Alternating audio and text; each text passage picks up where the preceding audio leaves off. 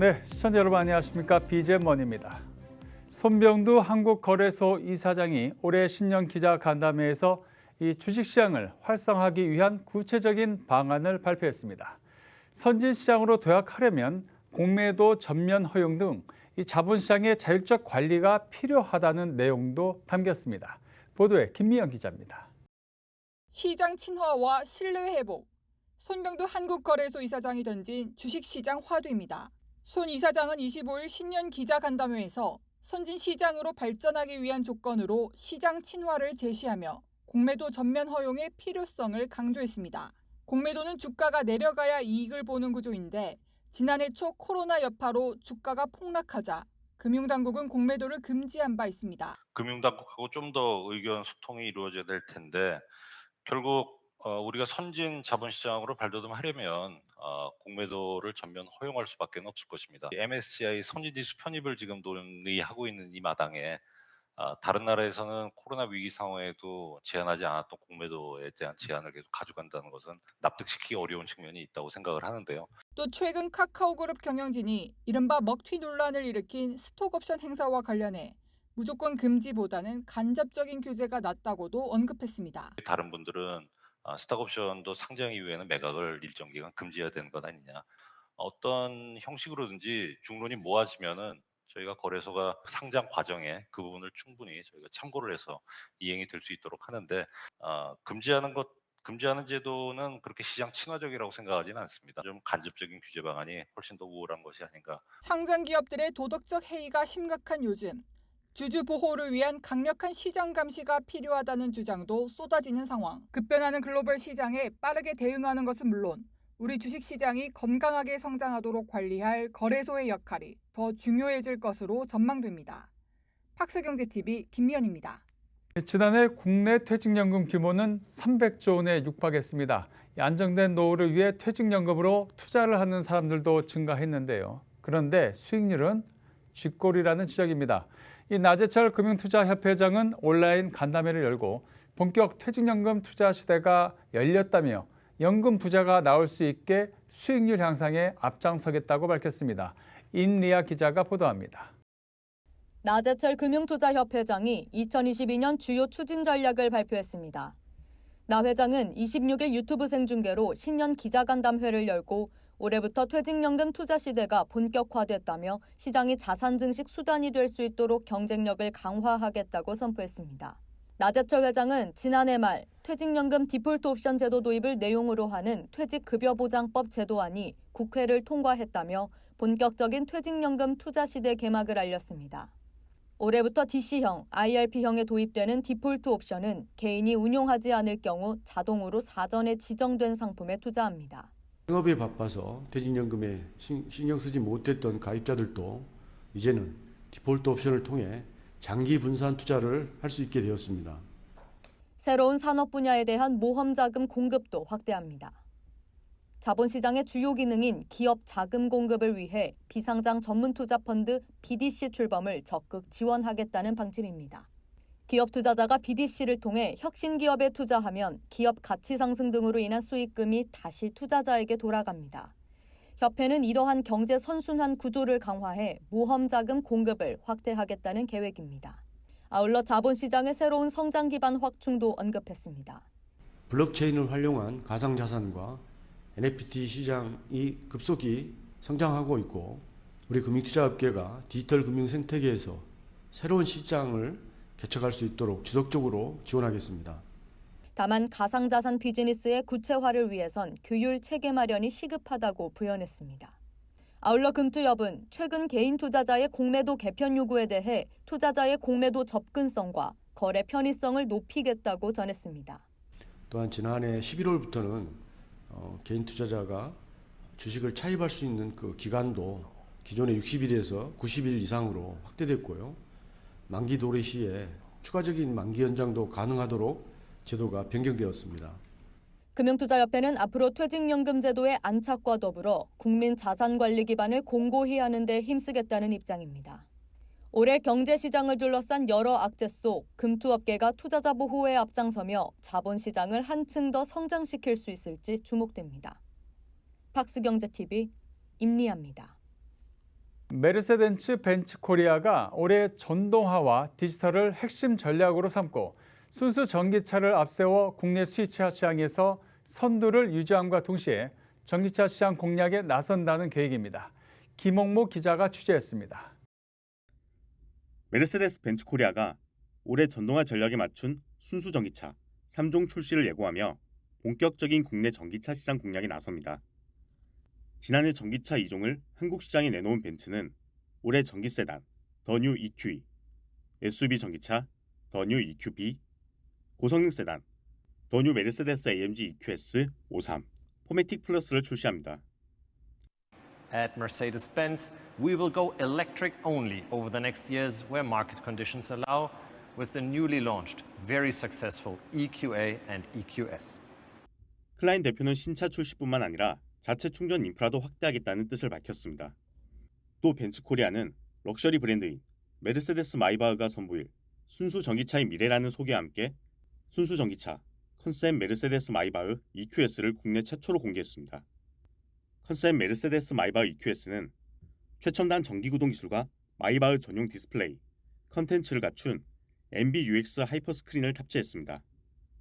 이 밖에도 벤츠 코리아는 사회공헌위원회 출범 8주년을 맞는 올해를 기점으로 환경, 지역사회 등을 중심으로 지속 가능성을 추구하는 ESG 경영에 역량을 집중한다는 계획입니다. 팍스경제TV 김홍모입니다. 자, 게임과 국악, 살짝 이질적인 조합으로 느껴집니다. 그런데 이렇게 게임과 전통 예술을 하나로 잘 조합한 공연이 열렸습니다. 이 넥슨의 보더리스 공모전인데요. 보더리스란 뜻이 경계가 없다인데 정말 이 두 분야 경계 없이 잘 어우러졌습니다. 그 공연 현장을 임세린 기자가 다녀왔습니다. 평일 저녁 해질 무렵의 남산 국악당. 게임에서 보던 캐릭터들이 이곳의 한옥 앞을 서성거립니다. 한옥과 캐릭터라는 다소 이질적인 이 조합이 어떻게 완성됐을까? 이날 넥슨 재단이 특별한 컨셉의 공연, 바로 보더리스 쇼케이스를 열었기 때문입니다. 보더리스, 우리말로 경계가 없다는 뜻입니다. 오늘 이곳에서는 게임과 전통예술이 경계 없이 하나로 어우러지는 장이 펼쳐집니다. 이곳에 모인 사람들은 그냥 관객이 아닙니다. 높은 경쟁률을 뚫고 뽑히며 심사위원회 자격을 부여받은 관객 심사단입니다. 이들은 넥슨의 대표 게임인 바람의 나라, 메이플 스토리, 그리고 카트라이더를 주제로 경연을 펼치는 세 팀을 평가합니다. 넥슨 게임을 어렸을 때 한 번쯤은 해보잖아요. 그래서 바람의 나라가 어떻게 바뀌었나 들어보려고 왔습니다. 평소에 즐겨하는 게임인 카트라이더 BGM을 어떻게 국악으로 재해석했는지 그게 가장 궁금하고요. 잠시 후 시작된 쇼케이스. 마당놀이 창극 형식으로 재해석된 바람의 나라부터 전래동화와 현대미술까지 접목시킨 카트라이더, 씻김국과 제사 등 창의적인 시각으로 바라본 메이플 스토리까지 세 팀은 넥슨의 게임을 소통의 도구로 사용했습니다. 관객 심사단은 각 팀의 공연이 끝날 때마다 보유한 기기로 점수를 입력합니다. 게임은 정말 전 세계적인 문화란 말이에요. 한국에만 머물러 있지 않는 문화, 그리고 가장 영향력 있는 문화인데 전통음악을 연주하는 뮤지션들이 함께하게 돼서 굉장히 기쁘게 생각합니다. 게임 자체에만 의미를 두기보다는 그 게임 안에서 나오는 굉장히 좀 재미있는 문화적 요소들이 사실은 되게 많기 때문에 그런 것들을 조금 더 발견하면서 게임을 하시면서 살아가면 훨씬 더 좋지 않을까라는 생각도 들고 있고, 넥슨 재단은 이번 공모전에 이어 앞으로 다양한 방식으로 예술의 가치를 알리기 위한 활동을 지속해 나갈 계획입니다. 앞으로도 게임과 예술의 경계를 넘나드는 창의적인 실험들을 지원해 나갈 것이고요. 이런 지원들을 통해서 게임의 예술적인 가치를 발굴해 나가고 또 이렇게 탄생한 작품들을 관객들에게 소개함으로써 우리 문화예술의 저변을 확대하는 데 기여해 나가겠습니다. 게임과 타 분야의 경계를 허물며 더 친숙한 게임 문화를 만들어가고 있는 넥슨. 앞으로도 어떤 방식으로 게임의 문화적 가치를 알릴지 주목됩니다. 팍스경제TV 임세림입니다.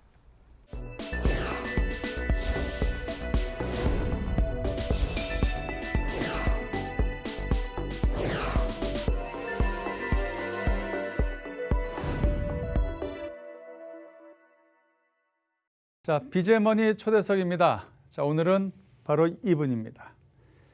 자, 해외 스파 브랜드가 국내에서 주춤하는 사이 토종 스파 브랜드 신성통상 탑10의 성장세가 무섭습니다. 탑10의 성장과 함께 이 신성통상은 지난해 6월 처음으로 연간 매출 1조 원을 넘어섰는데요. 이 신성통상은 올해에도 파자마, 쿨에어, 온에어, 에슬레저룩 등 상품군을 확장해 최정상급 스파 브랜드로 자리매김하겠다는 포부입니다. 김지희 탑10 디자인실 총괄 상무를 박주연 기자가 만났습니다. 최근 국내 스파 시장의 독보적인 강자 신성통상 탑10. 노제팬 열기에 코로나19까지 겹쳐 시장이 뒤숭숭했을 때 탑10은 오랜 연구개발에 매진했던 제품들을 연이어 선보이며 기회를 포착했습니다. 특히 천연 섬유인 모다리 주재료인 발열네이는 사람들의 관심을 얻으며 어느덧 누적 판매량 800만 장을 돌파하고 탑10의 브랜드 매출을 견인하고 있는데요. 탑10의 토종 스파 자존심을 지키며 화려한 비상을 이끈 상품, 온에어를 탄생시킨 주인공을 만나봅니다. 네, 탑10 디자인실의 김지희 상무님 만나보도록 하겠습니다. 상무님 안녕하세요. 안녕하세요. 최근 탑10 온에어가 누적 판매량 800만 장을 기록하는데 굉장히 대히트를 치고 있는데 이게 기획 스토리 좀 들려주세요. 마켓에서 기능성 네일가 아주 큰 비중으로 커가는 모습을 보면서 저희만의 한국형 네일을 만들어 보자라는 취지하에 개발하게 되었고요. 탑10은 거의 런칭 시기부터 기능성 네일 개발이 시작됐습니다. 저희는 R&D 센터를 통해서 원단 개발로부터 작업이 시작됐고요. 현재 마켓에 있는 대부분의 발열 네일 소재는 합성 섬유로 이루어져 있는데 저희는 합성 섬유로 인해 발생하는 단점까지 보완하는 천연 소재 네일을 만들고자 온에어를 기획하게 됐습니다. 기존의 원단과 개념이 다른 소재로 제품을 만들었다 보니 판매를 해보지 않은 소재에 대한 그 누구도 자신할 수 없는 변화에 대한 리스크를 걱정하시는 분들이 굉장히 많이 있었습니다.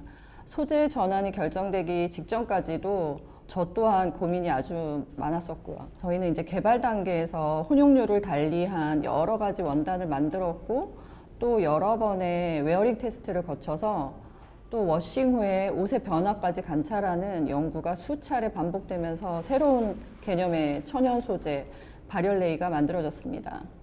첫 출시 당시에는 매출의 1% 미만이었습니다.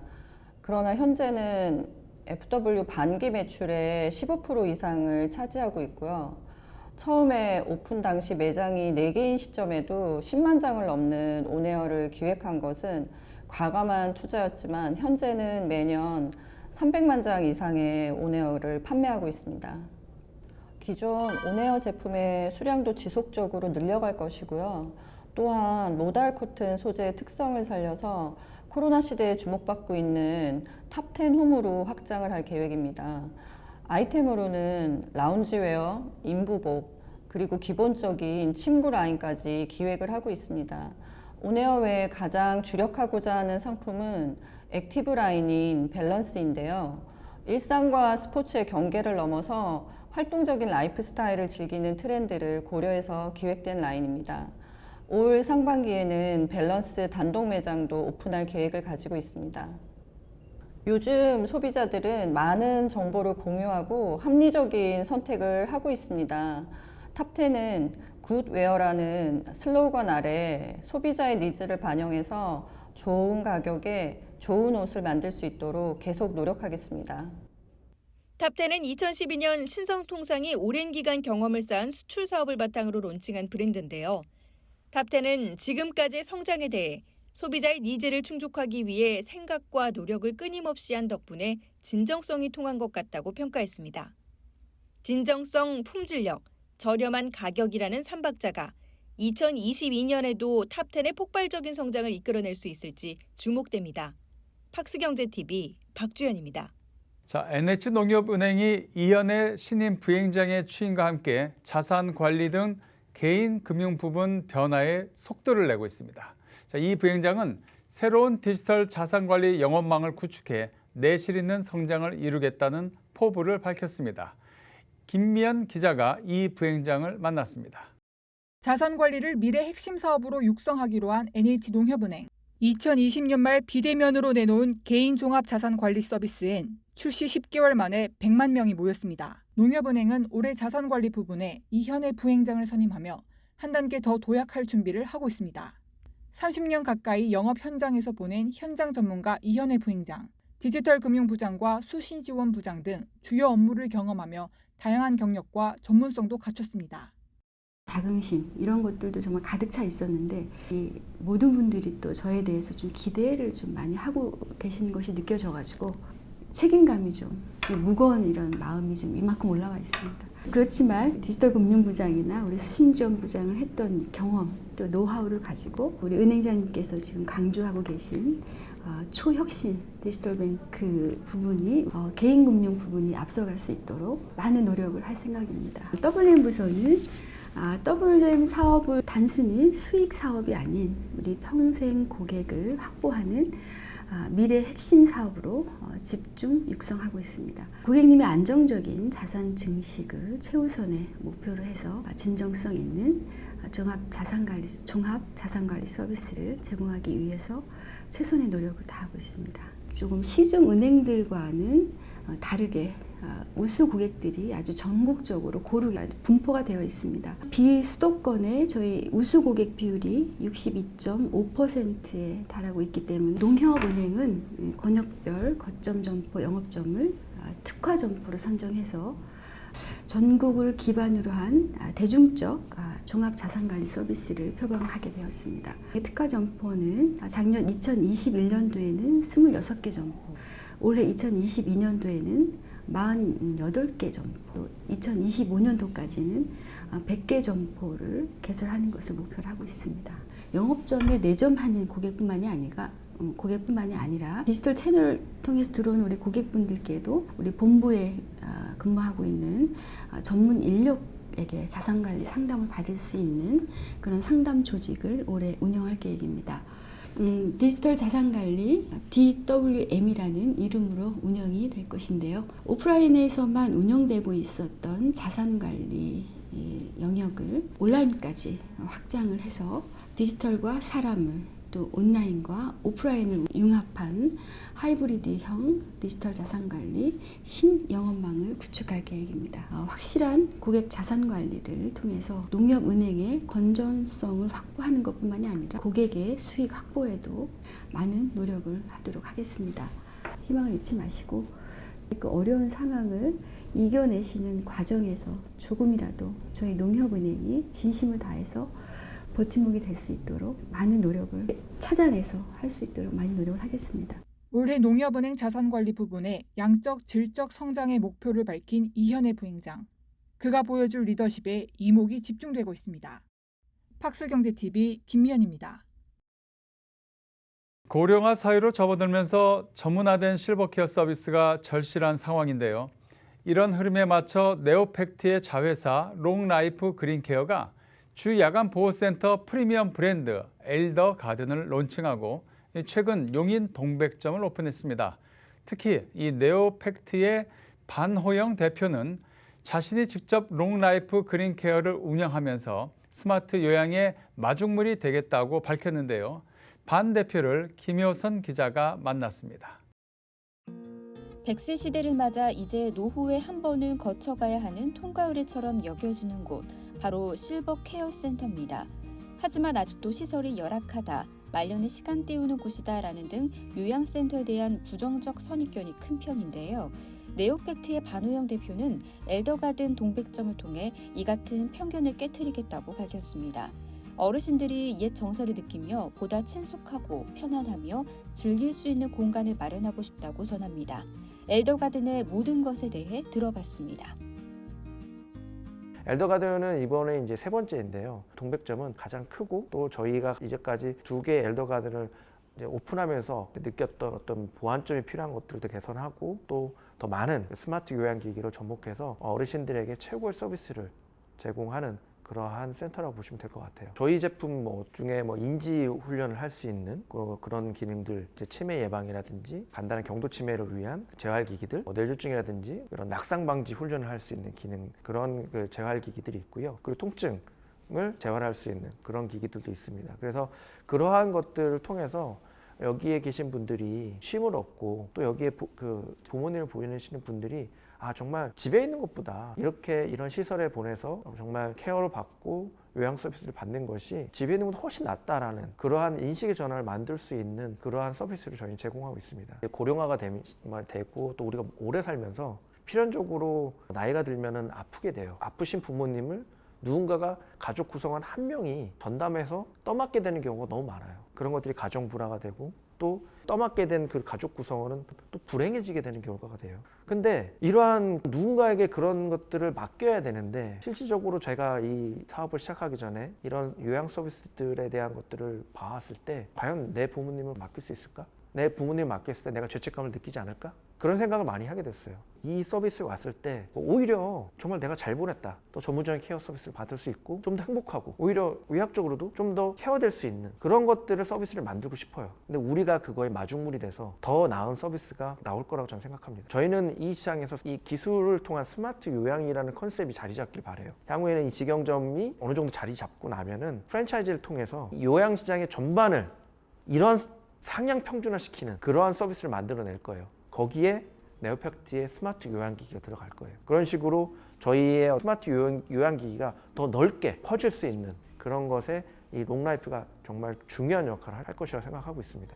재활 서비스 시장에서 저희가 디지털 트랜스포메이션을 할 수 있는 솔루션을 제공하는 그런 회사로 성장하려고 하고 있습니다.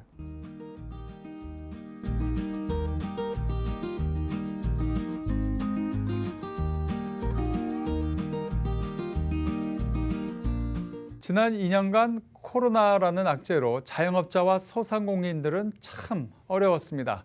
그만큼 소상공인시장진흥공단도 여러 지원 정책을 내놨는데요. 이 소진공이 올해는 소상공인의 이 경영 안정화에 최우선을 두겠다며 신년 기자간담회를 열었습니다. 임세린 기자입니다. 2년 넘게 지속되고 있는 코로나19 확산세.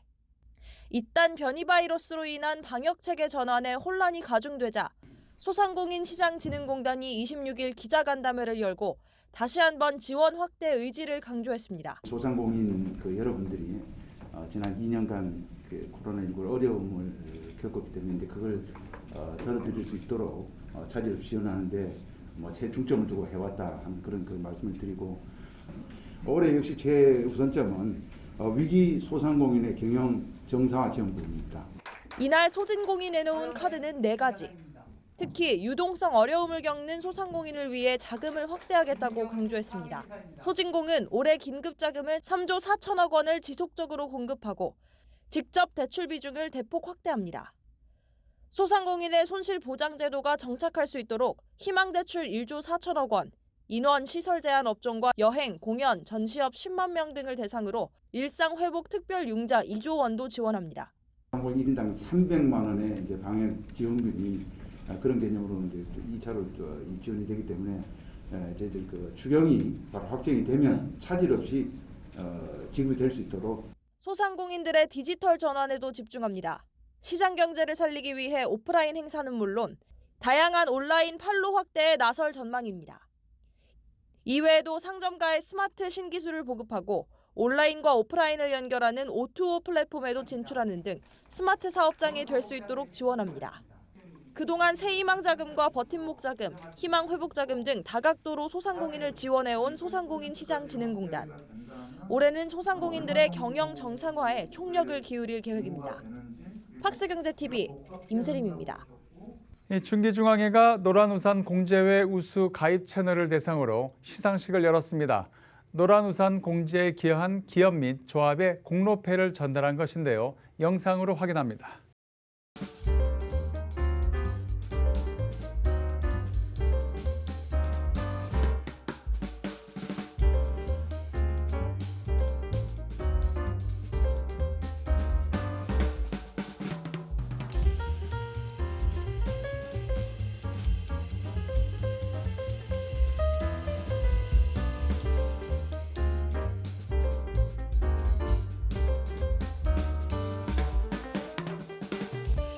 앞으로 지역 본부가 이제 현재는 대전하고 부산만 본부를 서가지고 있는데 전체적으로도 부동산 공개에서 그렇게 사서 부동산에서도 우리가 투자를 해서 지역 본부도 다 좀 선입을 할 그런 계획도 가지고 있습니다.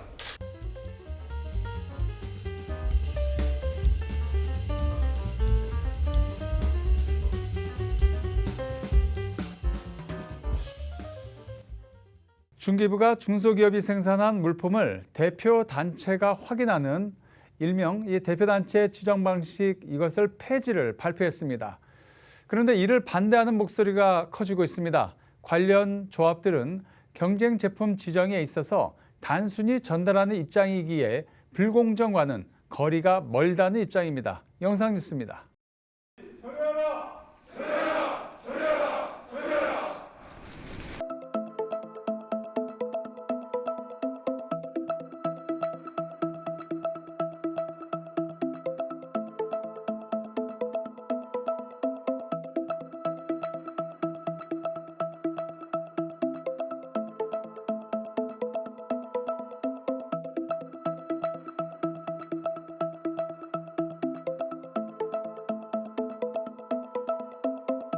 집적 상산 확인 실태 조사는 중기부에서 승인한 확인 기준에 의하여 협동조합 실태 조사원이 주어진 범주 내에서 실시하고 있기 때문에 공정성 결여 주장은 있을 수 없다.